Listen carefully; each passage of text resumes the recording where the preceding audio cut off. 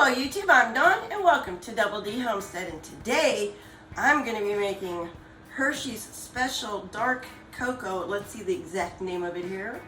Hershey's Specialty Dark Chocolate Cake. So with that being said, come on in here and I'll show you how I do it.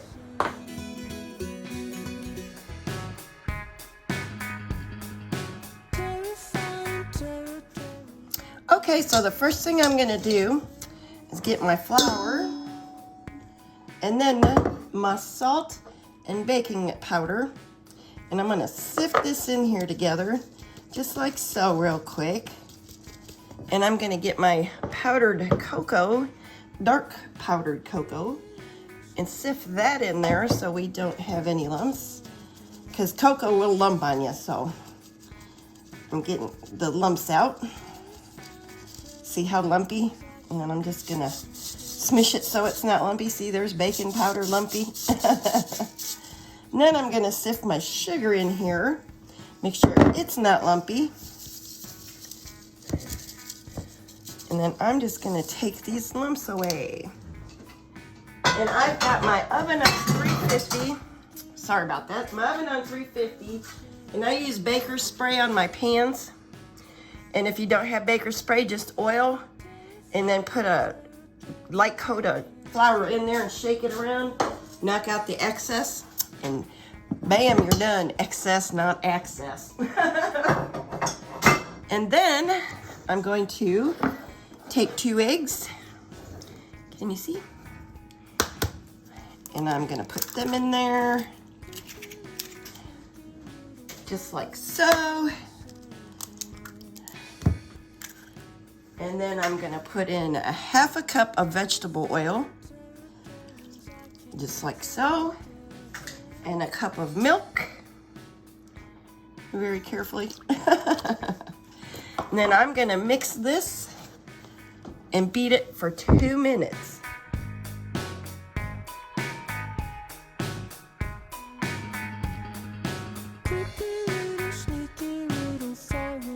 And now that I've got it mixed very well, I've got 1 cup of boiling water, and I'm going to add that in there and get it mixed up.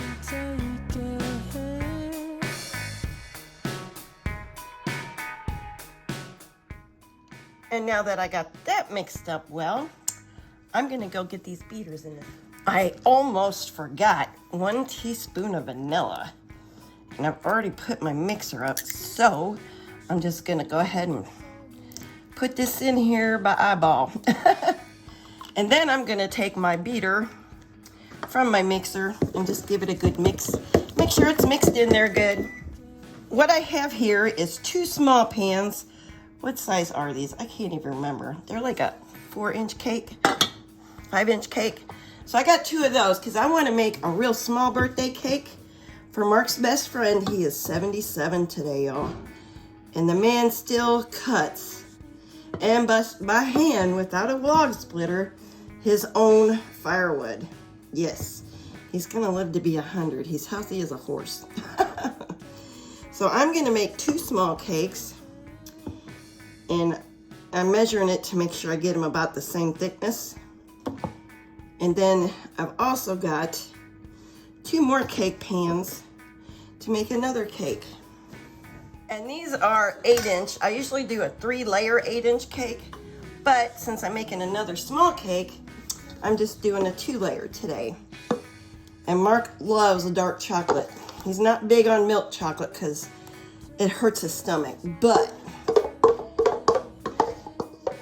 I'm going to make him a small dark chocolate cake. And you know what? I don't think I have enough for 2 layers, so I'll just make 1. And here's my single layer. I'm getting ready to put it in the oven and get her baked up. And these will bake until you touch the center and it bounces back, or you insert a toothpick and it comes out clean. The 2 little cakes are done. So all I'm gonna do now, I let them sit on the stove for about 5 minutes. See how they release from the pan already? See, I didn't scrape this one yet, see? Now I'm just gonna turn them over on a cooling rack like so. And do the same with this one. just like so. And I'm gonna let these cool off completely before we toss them. And I'm gonna do the same thing with the big one when it comes out. And now it's time to make the frosting. And the frosting is going to be 1 stick of melted butter, which I have right here. We're gonna pour that in and get all that yumminess in there. And then we're gonna mix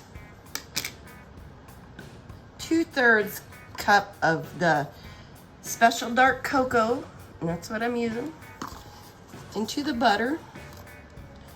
So I'm gonna go ahead and put that in. And then what I'm gonna do is just take a beater and mix this real good, because if I hit it with the mixer, it's just gonna poof everywhere. Let me get that nice and mixed up. And then to this, I'm going to add a teaspoon of vanilla in there, just like that. Mix that in good. And then what we're gonna do is we're gonna do this in parts, and I'm gonna mix it by hand until I can't mix it by hand. We're gonna put in 3 cups of powdered sugar and 2/3 cup of milk, but we're gonna do it in parts. So I'm gonna do the 1/3 of the milk and the powdered sugar and mix it by hand until it gets so thick I can't. And I'm gonna do this in 3 parts. And this is part 1.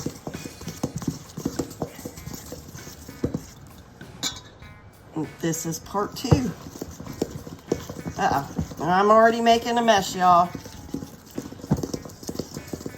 All right, and I think I'm going to have to get the mixer for the last 1/3. 1 more cup of flour, and the rest are confectioner sugar, not flour, y'all, and the rest of the milk.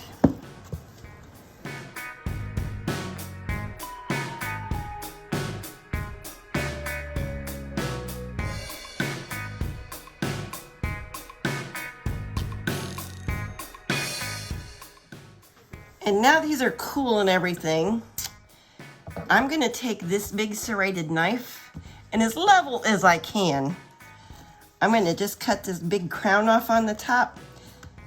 And I wish I would have baked it at 325. It probably wouldn't have made this great big crown. Don't throw it away. It's good. And that'll flatten it out a little and just make it look like a better cake when it's all done. Yeah, these are quite delicious to eat on their own. And then all I'm gonna do is take just a little tiny touch of frosting like that, just to glue it down to my plate, like so. And I'm gonna go ahead and get my cake frosted. And when I get it all together and frosted, I will be back to show you what it looks like. Alrighty, and there's the little birthday cake I made for my buddy. I'm gonna go ahead and decorate it, but you don't need to watch me do that. So, with that being said, I hope you enjoyed this recipe on the, especially, let me make sure I say this right, especially dark chocolate Hershey's chocolate cake. Thanks y'all for watching. If you like this video, please give me a thumbs up. And if you're new here, please subscribe. Y'all take care, and God bless y'all.